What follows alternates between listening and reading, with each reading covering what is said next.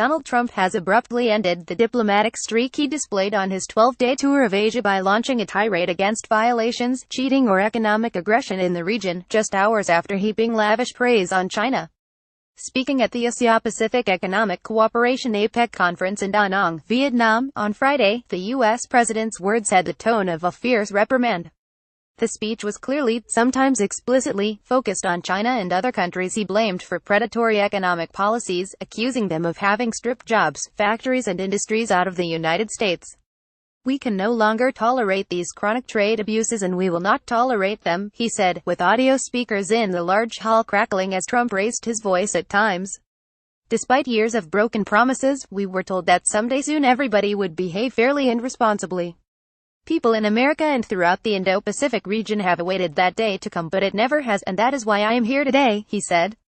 Quick guide: the story of Donald Trump and Russia comes down to this: a sitting president or his campaign is suspected of having coordinated with a foreign country to manipulate a U.S. election.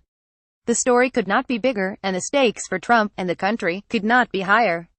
Investigators are asking two basic questions. Did Trump's presidential campaign collude at any level with Russian operatives to sway the 2016 U.S. presidential election, and did Trump or others break the law to throw investigators off the trail? While a majority of the American public now believes that Russia tried to disrupt the U.S. election, opinions about Trump campaign involvement tend to split along partisan lines. 73% of Republicans, but only 13% of Democrats, believe Trump did nothing wrong in his dealings with Russia and its president, Vladimir Putin.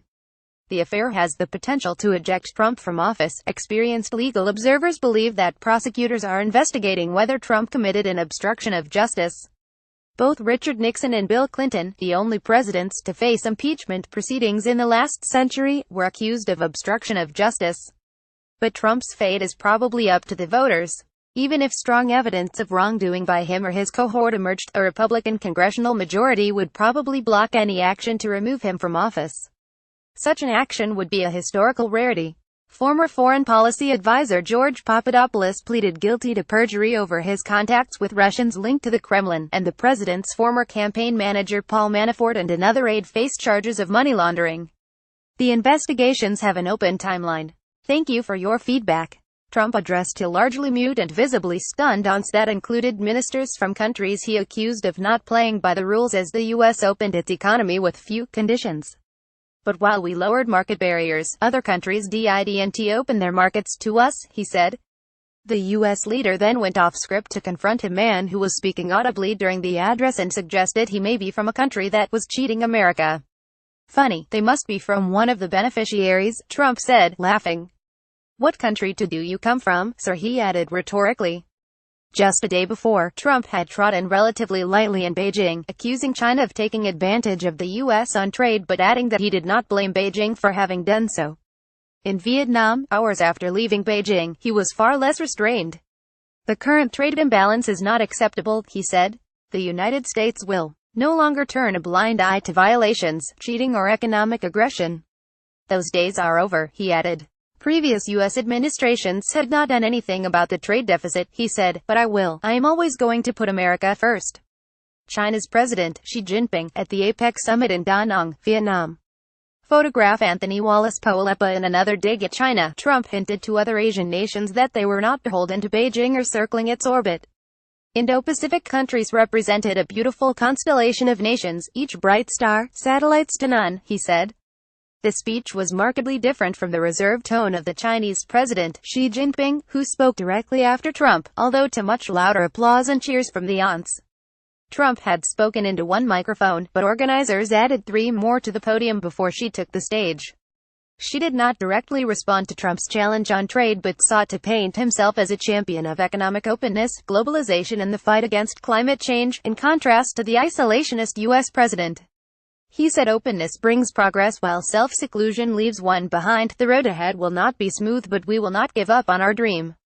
Unsurprisingly, panelists on China's state-run broadcaster CGTN favored Xi's address. Ina Tanjin, an American commentator known for his pro-Beijing analysis, told the party-run channel the 2 APEC speeches represented a historic moment.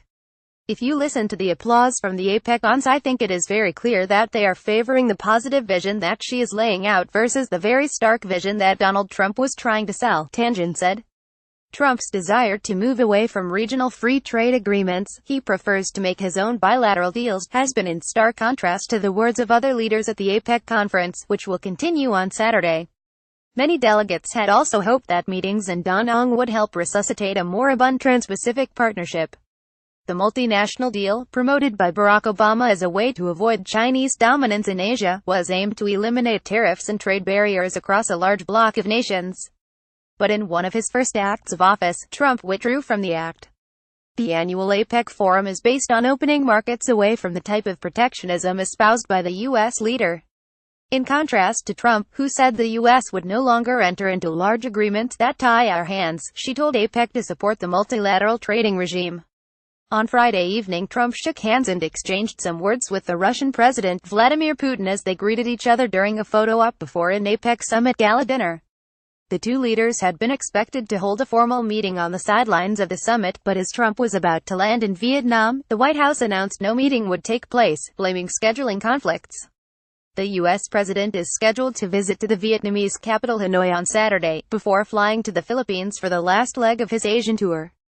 Donald Trump shakes hands with Vladimir Putin as they pose for a group photo ahead of the APEC summit gala dinner. Photograph of BGT Images.